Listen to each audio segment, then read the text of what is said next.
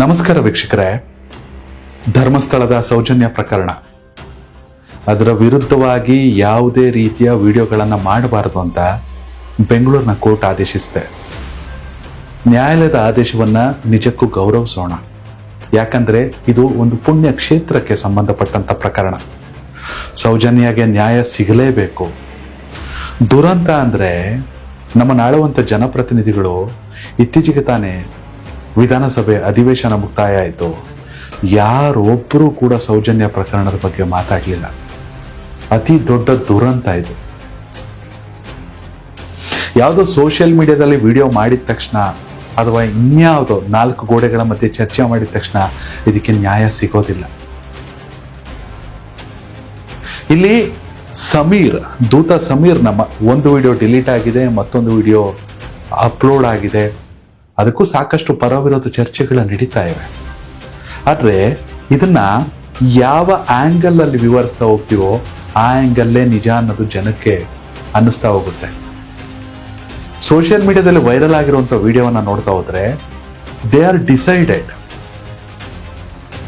ಕ್ಷೇತ್ರಕ್ಕೆ ಅಥವಾ ಅತಿ ದೊಡ್ಡ ಕುಟುಂಬಕ್ಕೆ ಕಳಂಕವನ್ನ ತರಲೇಬೇಕು ಅನ್ನೋ ಉದ್ದೇಶದಿಂದ ವಿಡಿಯೋ ಮಾಡ್ತಂತಿದೆ.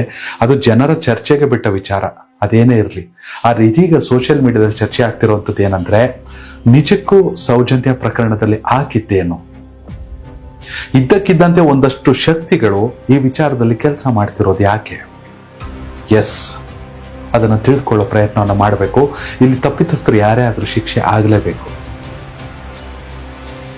ಇಲ್ಲಿವರೆಗೂ ನಡೆದಿರುವಂತಹ ತನಿಖೆ ಪ್ರಕಾರ ಅಥವಾ ಪೋಷಕರು ಮತ್ತೊಬ್ಬರ ಹೇಳಿಕೆ ಪ್ರಕಾರ 2012 ಅಕ್ಟೋಬರ್ ಒಂದು ಕರಾಳ ದಿನ ಅದು.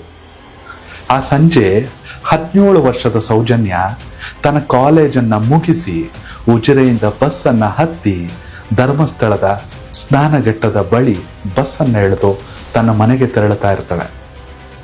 ಆ ಸಂದರ್ಭದಲ್ಲಿ ಅವರ ಮಾವನ್ನ ಮಾತಾಡಿಸ್ಬಿಟ್ಟು ಹೋಗ್ತಿರ್ತಾಳೆ.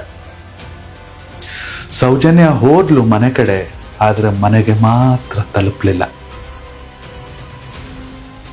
ಕೆಲ ಹೊತ್ತಿನಲ್ಲೇ ಆಕೆಯ ಪೋಷಕರು ಎಲ್ಲ ಕಡೆ ಹುಡುಕೋಕ್ ಶುರು ಮಾಡ್ತಾರೆ.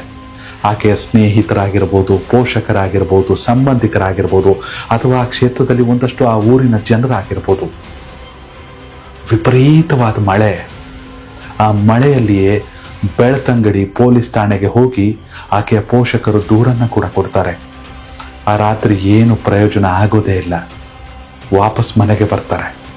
ಮಾರನೇ ದಿನ ಬೆಳಗ್ಗೆ ಮತ್ತೆ ಹುಡುಕಾಟ ಶುರುವಾಗುತ್ತೆ. ಆಗನೇ ಎದುರಾಗೋದು ಆತಂಕ. ಸೌಜನ್ಯ ಭೀಕರವಾಗಿ ಸಾವನ್ನಪ್ಪಿರ್ತಾಳೆ. ಸಾವಿಗೂ ಮೊದಲು ಏನಾಗಿದೆ, ಆಕೆ ಅನುಭವಿಸಿದಂತ ಕ್ರೌರ್ಯ ಏನು, ಈ ಕುರಿತ ಒಂದಷ್ಟು ವಿಚಾರವನ್ನು ತಿಳ್ಕೊಳ್ಳೋಣ ಮುಂದಿನ ವಿಡಿಯೋದಲ್ಲಿ. ಕನೆಕ್ಟ್ ಕರ್ನಾಟಕ, ಇದು ನಿಮ್ಮ ನೆಟ್ವರ್ಕ್.